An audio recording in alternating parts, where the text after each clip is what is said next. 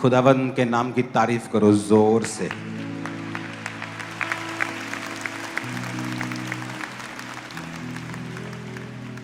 दूसरा राजाओं 8 उसकी 1 से 6 आयत को हम पढ़ेंगे। अपने पड़ोसी को बोलो ध्यान से सुन।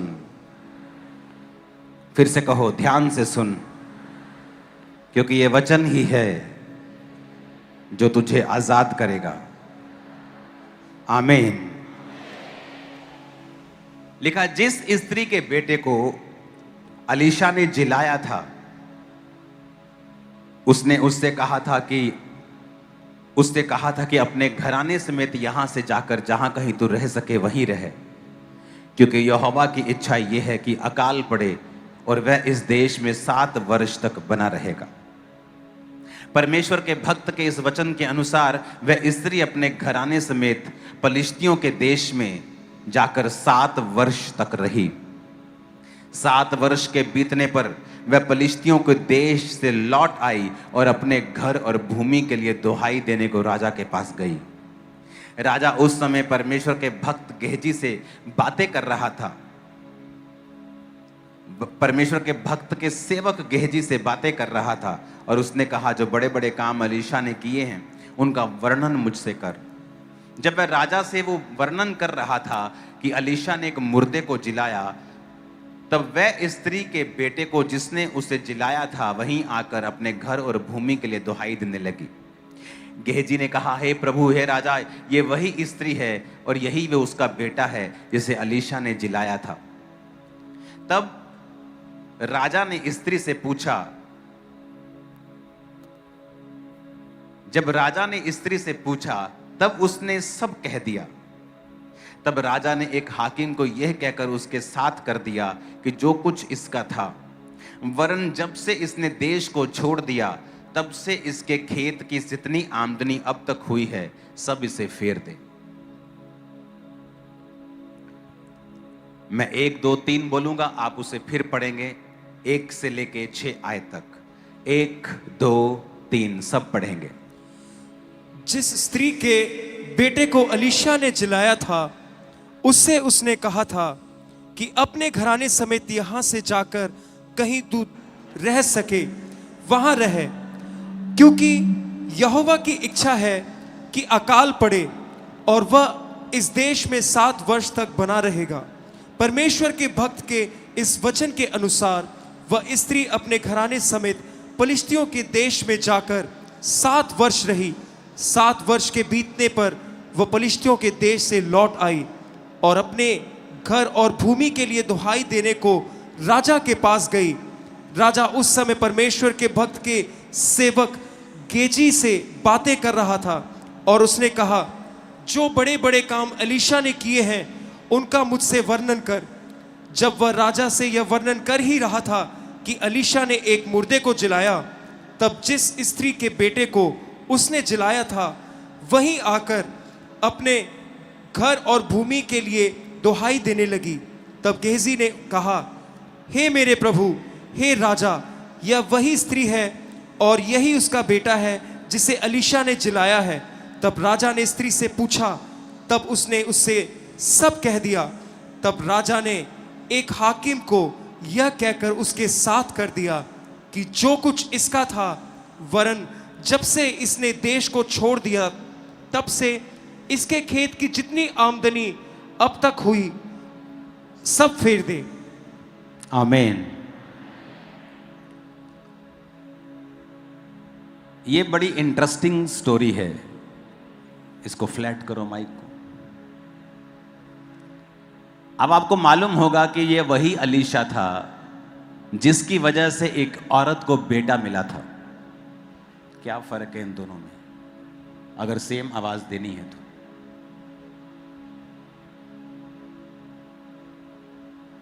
ऊंची आवाज में बोलो हालेलुया। फ्लैट करो इसे।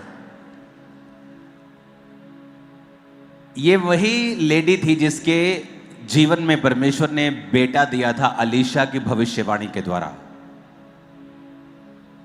और फिर उसको जिलाया भी, जीवित भी किया। और अब वो कह रहा है कि इस देश को छोड़ के चली जा। इमेजिन करो, अभी सब कुछ सही चल रहा है, अभी चावल का सीजन आने वाला है, चावल लगा हुआ है, सब कुछ बल्ले बल्ले चल रहा है, सारा कुछ सिस्टम A1 है, और सडनली परमेश्वर का एक दास आके कहता है कि यहाँ छोड़ दे, इसको छोड़ दे, इस देश को छोड़ के पलिश्तियों के देश में चली जा और वहां पर रह, क्योंकि 7 वर्ष यहां अकाल पड़ने वाला है।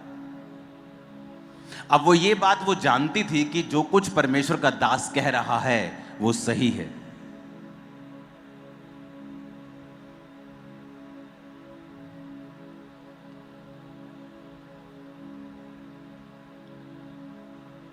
कुछ दिन पहले एक परमेश्वर का जन मेरे पास आया, और जब मैं उससे बात कर रहा था तो मैंने बातों बातों में उसे बताया, गूंज कम। मैंने कहा आप अपने दिल का ध्यान रखें,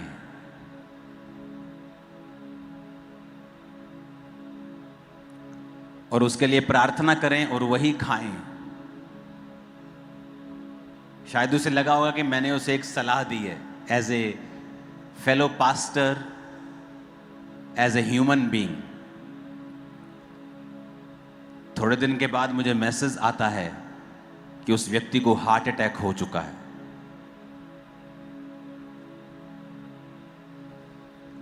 एक और व्यक्ति मेरे पास आता है, मैं उसका नाम नहीं लूंगा,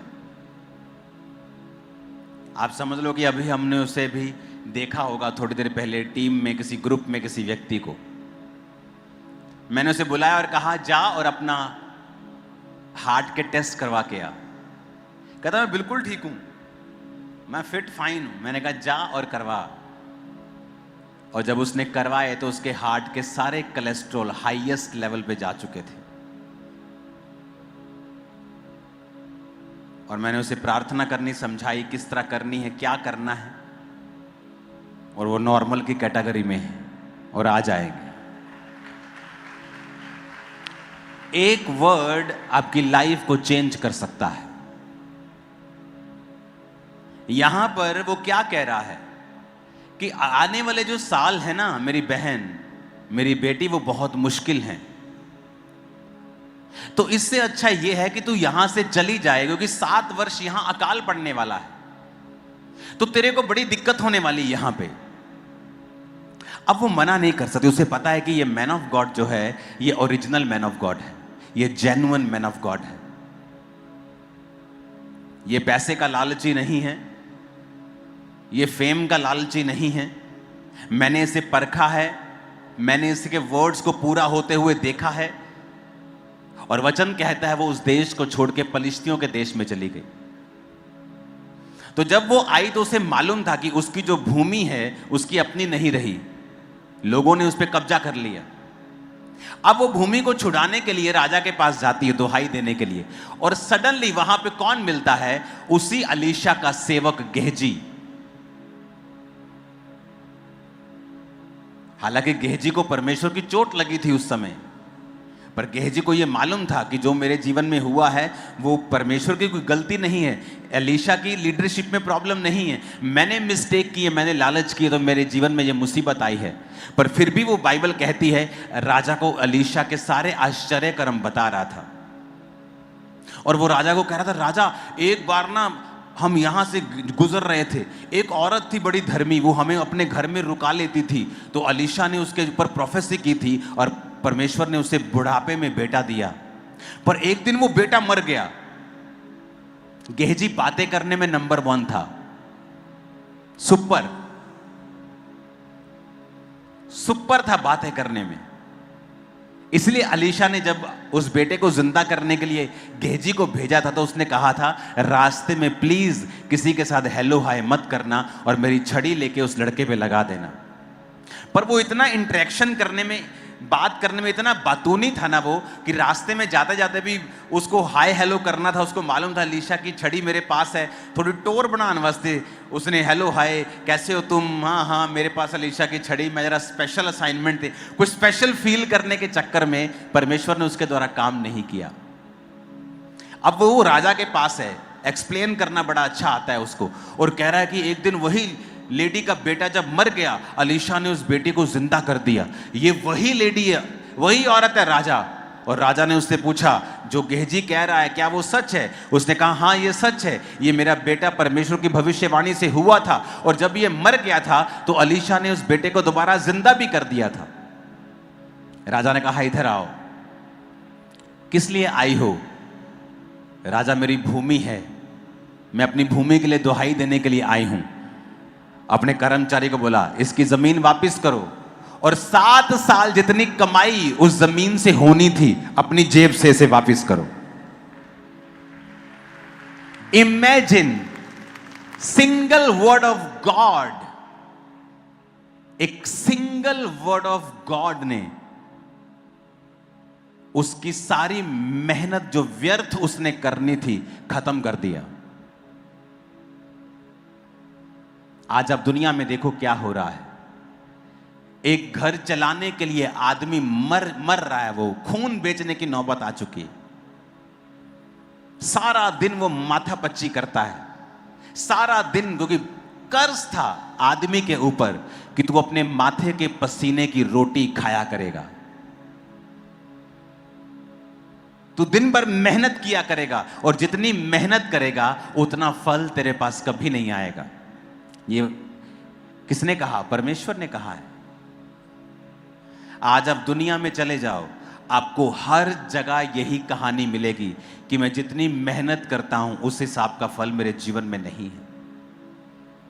क्योंकि यह परमेश्वर ने कहा था जब आदम और हवा ने पाप किया, और हवा को कहा था, तू पीड़ा के साथ बच्चे जमा करेगी, तेरी लालसा तेरे पति की ओर होगी और वो तुझ पर प्रभुता करेगा। और आदमी को कहा था, तू अपने माथे के पसीने की रोटी खाया करेगा।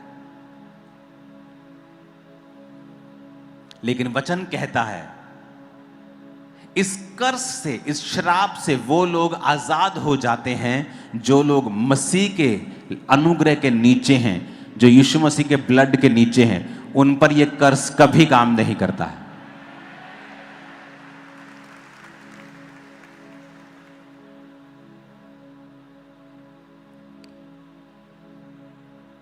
जब मैं 26 साल का था तो यह चर्च पंजाब की सबसे बड़ी चर्च थी।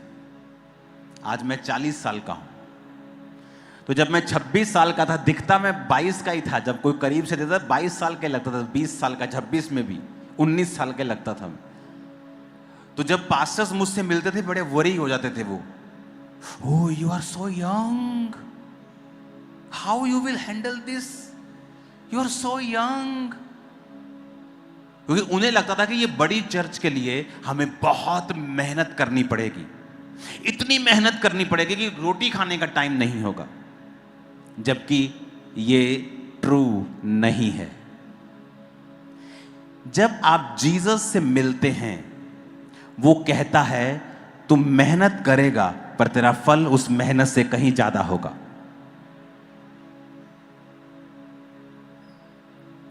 ये एक निशानी होगी एक क्रिश्चियन की लाइफ में कि जितनी मेहनत वो कर रहा है उससे ज्यादा फल उसकी जिंदगी में है। इसका मतलब ये नहीं हमने मेहनत नहीं की, बहुत मेहनत की, लेकिन इतनी मेहनत की क्या कि ये सबसे बड़ी चर्च बन जाए। It's by grace. और ग्रेस कैसे आप ले सकते हैं, या आप मर्सी कैसे ले सकते हैं, प्रभु की दया कैसे होती है? जब आप उसके वचन के ऊपर बिना दिमाग लगाए आप बिलीव करने लगते हैं। मेरी बात समझ आ रही है कि नहीं? आप बिलीव करने लगते हैं। उस औरत बोल सकती थी कि Alisha what are you saying, अभी देखो बादल आ रहे हैं, बारिश हो रही है, मेरा धान लगाया देखो कैसे बढ़ रहा है जबरदस्त, 15 दिन पहले ही इतना बड़ा हो गया ये, मैं वेट करूंगी। मैं इंडिपेंडेंट वुमेन, मैं चेक करूंगी, मैं किसी की नहीं सुनती, मैं चेक करूंगी और फिर देखूंगी, अगर 1 साल अकाल आया तो फिर मैं दूसरे साल जाऊंगी। उसको मालूम था कि यह मैन ऑफ गॉड है, इसके वचन गिरते नहीं। और वो पहले साल ही निकल गई वहां से, और थिंग्स स्टार्टेड टू चेंज। वो बदलने लगे चीजें, सूखा पड़ने लगा और सिवियर हो गया। इतना सिवियर हो गया, अगर आप हिस्ट्री पढ़ेंगे तो लोगों ने उन अकाल के दिनों में अपने बच्चों तक को खाया है। सो सिवियर दुनिया में हुआ था तब। लेकिन उस औरत को, जो परमेश्वर के दास के साथ कनेक्टेड थी, एक जीवित चर्च के साथ जुड़ी हुई थी और जानती थी कि जो वचन प्रचार हो रहा है, अगर मैं इसे मान लूंगी तो वैसी मेहनत, वैसी माथापच्ची, वैसे माथे की पसीने की रोटी मुझे नहीं खानी पड़ेगी।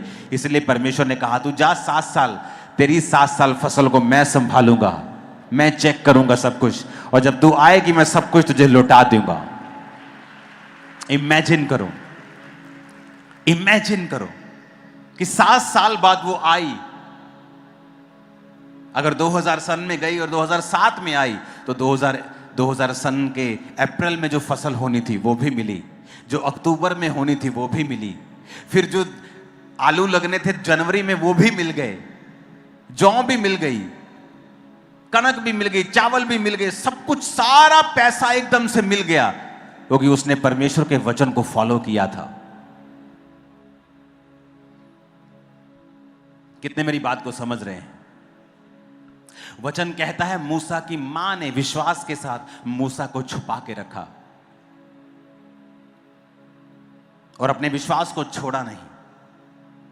जब यह बात रिवील हो गई कि इसके घर में एक बेटा है, तो उसने उस टोकरी में उसे मिट्टी की राल लगाकर उसे नदी में छोड़ दिया, क्योंकि वो परमेश्वर की जन थी, परमेश्वर की विश्वासनी थी। तो उस बेटे को फिरौन की बेटी ने उठा लिया और अपना बेटा करके पाला।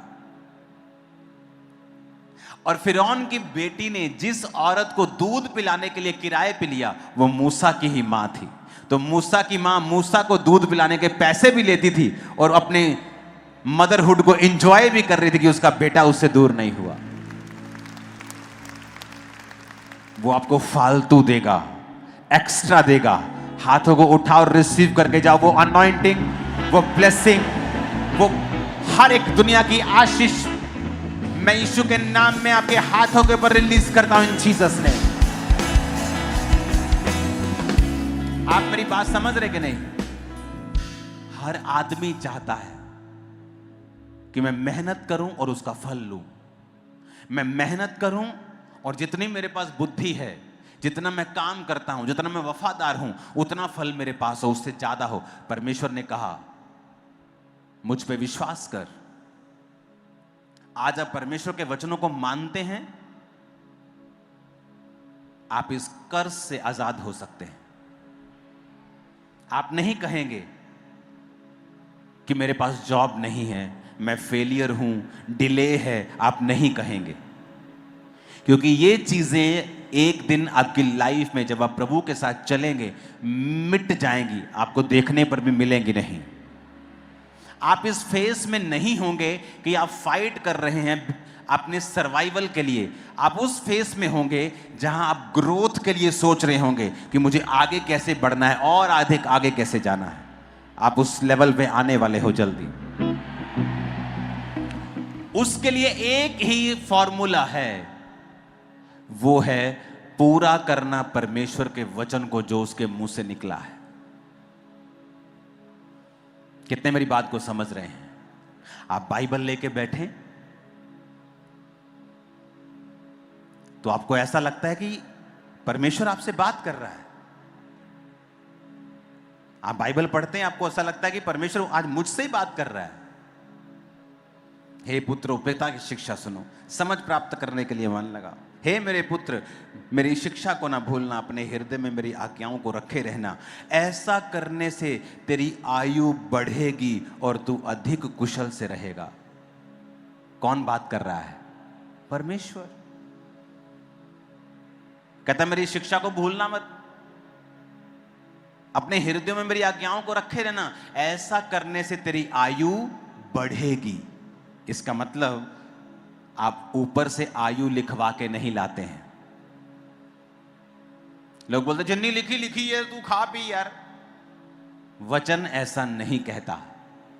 कहता है अगर तू अपना हृदय मेरी बातों के ऊपर लगाएगा, तेरी आयु बढ़ेगी। तू अपनी आयु को खुद बढ़ा सकता है। तू अधिक कुशल से रहेगा। Better than others. तेरी लाइफ दूसरों से ज्यादा कुशल में होगी, ज्यादा शानदार होगी। यह डिपेंड करता है आपने वचन को कितना सीरियसली लिया है, आपकी प्रेयर लाइफ कैसी है, परमेश्वर के साथ आपका रिश्ता कैसा है। जितना स्ट्रांग प्रभु के साथ आपका रिश्ता है, उतना ही लाइफ आप एक्सट्रैक्ट कर सकेंगे, आप ले सकेंगे परमेश्वर से अपनी लाइफ में, वो रिफ्लेक्ट होगी फिर। कि मधुमक्खी फूल के पास जा रही है और उस फूल से निकाल रही है सब चीजों को, तो परमेश्वर एक फूल की तरह है और उसमें भरा हुआ जो हमें चाहिए, वो मिठास लाइफ की, वो जीवन। पर बात यह है कि हमें खींचना आता है कि नहीं, हमें वो लेना आता है कि नहीं। और जब हम उसके वचन पे चलने लगते हैं और छोटे छोटे वचन को भी मानने लगते हैं, हम छोटी बातों में भी झूठ नहीं बोलते, स्मॉल चीजों में भी झूठ नहीं बोलते। मैंने अपने बिजनेस समय में झूठ नहीं बोला। जिन लोगों को लगता है कि बिजनेस करने तो इंडिया में करना तो झूठ के बिना तो हो ही नहीं सकता है, चोरी किए बिना तो मैं जॉब कर ही नहीं सकता हूं, गलत काम किए बिना तो मेरी चीज चलेगी नहीं, ऐसा नहीं है। आप एक स्टैंडर्ड रखें अपनी लाइफ का कि मुझे ये वचन पे चलना है। फिर आप परमेश्वर के सामने जाएंगे और वो सब निकाल सकेंगे, एक्सट्रैक्ट कर सकेंगे जो आपको दूसरों से यूनिक, अलग, बेहतर और ज्यादा कुशल से रखेगा, और वो नजर आएगा आपकी लाइफ में। कितने मेरी बातों को समझ रहे हैं? आपको नजर आएगा कि इस व्यक्ति ने परमेश्वर के अंदर से वो जीवन को चूसा है, लिया है, इसने एक्सट्रैक्ट किया है, इसने प्रभु के अंदर से वो सामर्थ्य, वो चीजें, वो लाइफ, वो वचन वो लिए हैं। इसने प्रभु के पास जाके मेहनत की है। यहां मेहनत करनी है, हमने जोर लगाना है कहां? स्पिरिचुअल लाइफ को मेंटेन करने में। और फिर जो आप दुनियावी तौर पे करेंगे, परमेश्वर उस पर बरकत देगा और आपको आशीष देगा। आमीन ऊंचे वाला चाहिए। इमेजिन करो उसके 7 साल की फसल, एक साल में 3 फसल, और अगर 7 फसल 21 फसलें उसको मिली। 21 फसलें। अगर किसी किसान को पूछो, जब वो एक समय की फसल काटता है तो कर्जे से भी फ्री हो जाता है और साथ में राशन पानी भी पड़ जाता है, अगले 6-7 महीने की तैयारी भी हो जाती है अगर फसल अच्छी रही तो आड़तियों के पास अगर आप जाएंगे, मेरे रिश्तेदार मेरे आड़ती हैं, मुझे मालूम है इस सारे प्रोसीजर का, कि किसान वो थोड़ा थोड़ा सा कर्जा लेता रहता है, सामान लेता रहता है, फिर एक समय आता है फसल आ जाती, फसल फेंकता है, कर्जा खत्म, पैसे लेता है, घर चलाता है। 1 साल की फसल में ही उसे 6 महीने की फसल में इतनी मिल जाती, जबकि यहाँ पे अभी इतनी अच्छे रेट नहीं है फसल के जितने आपको फॉरेन के किसान ज्यादा आपको आशीषित मिलते हैं। लेकिन उसको 21 फसलें मिली एकदम से। राजा ने कहा, इसकी सारी फसलें, इसका सारी कमाई भूमि के साथ इसे लौटा दो।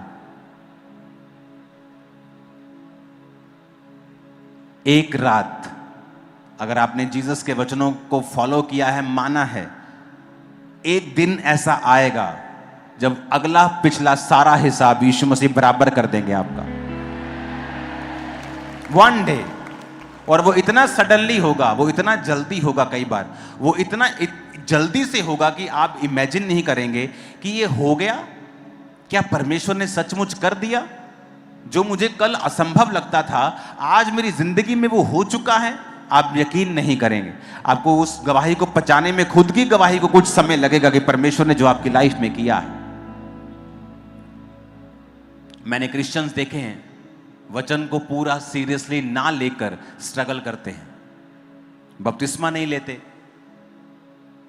नहीं, अगर मुझे वहां जाना पड़ा, अपनी बहन की शादी में जाना पड़ा, मुझे ऐसा करना पड़ा, तो वचन को जब सीरियसली नहीं लेते तो परमेश्वर भी उनकी जिंदगी में रुकावटों को खत्म नहीं करता। प्रभु ने कहा इजराइलियों को कि मैं कुछ जातियों को तुम्हारे सामने से दूर नहीं करूंगा, मैंने वायदा किया था मैं इसको दूर करूंगा, इसको भी कर दूंगा, इसको भी कर दूंगा, ये बूसी हवीसी सब खत्म कर दूंगा तुम्हारे आगे। अब मैं कुछ को रख छोड़ूंगा, क्योंकि मुझे शक है कि तुम लोग मेरे वचन पे चलोगे कि नहीं चलोगे। और कुछ जातियां अलग नहीं हुई, पूरी विक्ट्री परमेश्वर ने नहीं दी उनके अविश्वास के कारण।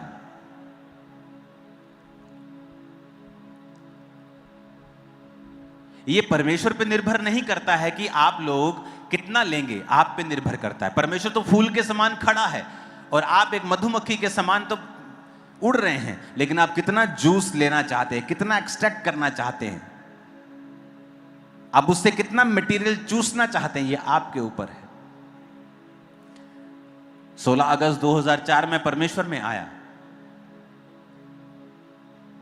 और ये अगस्त निकला, सितंबर निकला और अक्टूबर के पहले हफ्ते में मैंने बैप्टिज्म ले लिया था। और वो भी मुझे 1.5 महीना इसलिए लगा क्योंकि उन 1.5 महीनों में हमारी चर्च नहीं थी, वो एक संगति थी, वहां पे बपतिस्मे नहीं होते थे। तो पास्टर किसी दूर जगह से आके, इधर गांव है साथ में चित्तेवानी, वहां से बपतिस्मा होता था। तो मैंने वहां जाकर बपतिस्मा लिया।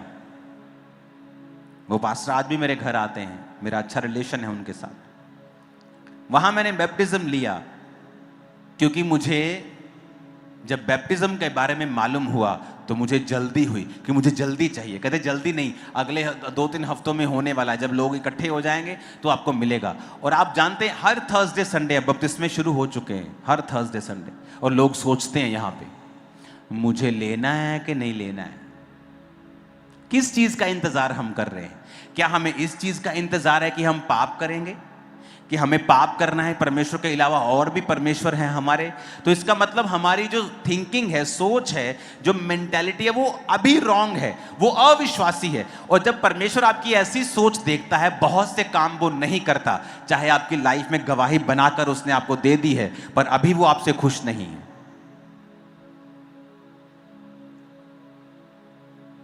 वो देखता है इतनी बड़ी गवाही लेने के बाद अभी भी इसने बपतिस्मा नहीं लिया, इतनी बड़ी गवाही लेने के बाद अभी भी ये सोच रहा है, अभी भी इसके मन में है कि शायद मुझे कोई पाप करना पड़ेगा। तो ये एक सोच प्योर शैतान की है। और जो ये सोचते हैं मुझे जब आवाज आएगी, आपको परमेश्वर 100 साल भी आवाज नहीं लगाएगा, क्योंकि वचन में जो आवाज वो दे चुका है, जाओ और सब जातियों को चेला बनाओ, उन्हें बाप, बेटा और पवित्र आत्मा के नाम में बपतिस्मा दो, ये बोल चुका है। वो ऊपर से आवाज नहीं आएगी, नहीं आएगी ऊपर से आवाज। चलो जो बुलावा आएगा ले लांगे, कोई बुलावा नहीं आएगा। बुलावा आ चुका है, जीसस ने कह दिया है, जो बपतिस्मा लेगा, विश्वास करेगा, उसी का उद्धार होगा। कह चुका है वो। इसलिए उसने बाइबल लिखी कि सिरदर्दी खत्म हो जाए। नहीं तो अगर वचन ना लिखा होता तो हर रोज बंदा प्रभु से पूछता जाके।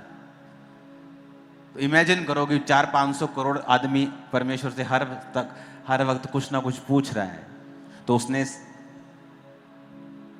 टेंशन खत्म कर दी, लिखा हुआ वचन दे दिया, ये मेरी इच्छा है, मैं चाहता हूं तू बपतिस्मा ले, मैं चाहता हूं तू तौबा करे, मैं चाहता हूं तू प्रार्थना करे, मैं चाहता हूं तू व्यभिचार से दूर रहे, मैं चाहता, सब लिखा हुआ है।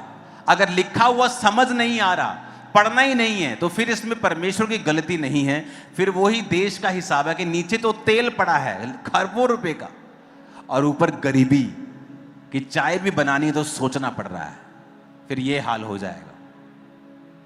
और एक व्यक्ति चर्च में गवाही दे रहा होगा और हम बैठकर उसे देख के सोच रहे होंगे कि मेरा नंबर कब आएगा, और परमेश्वर कहेगा तेरा नंबर तेरे हाथ में ही है, जब तू चाहेगा तभी आएगा। आप वेट करेंगे, प्रभु मुझे बेबी कब देगा? जब आप अंगीकार करना शुरू करें, जब आप अंगीकार करेंगे, रोज अंगीकार करेंगे, फाइट करेंगे उस आत्मा के साथ, प्रभु के साथ वफादार रहेंगे, वो आपको देगा। अब सब चीजें परमेश्वर के हाथ में नहीं हैं। उसने क्रूस पर आखिरी सांस लेने से पहले कहा इट इज फिनिश्ड, सब पूरा हुआ। अब जो कोई इस पूरे हुए के ऊपर विश्वास करेगा मेरी बरकतों को पाएगा, कोड़े खाने से चंगाई प्राप्त करेगा, मेरे लहू से वो पापों की क्षमा प्राप्त करेगा। यानी अब हमारा रोल हो चुका है।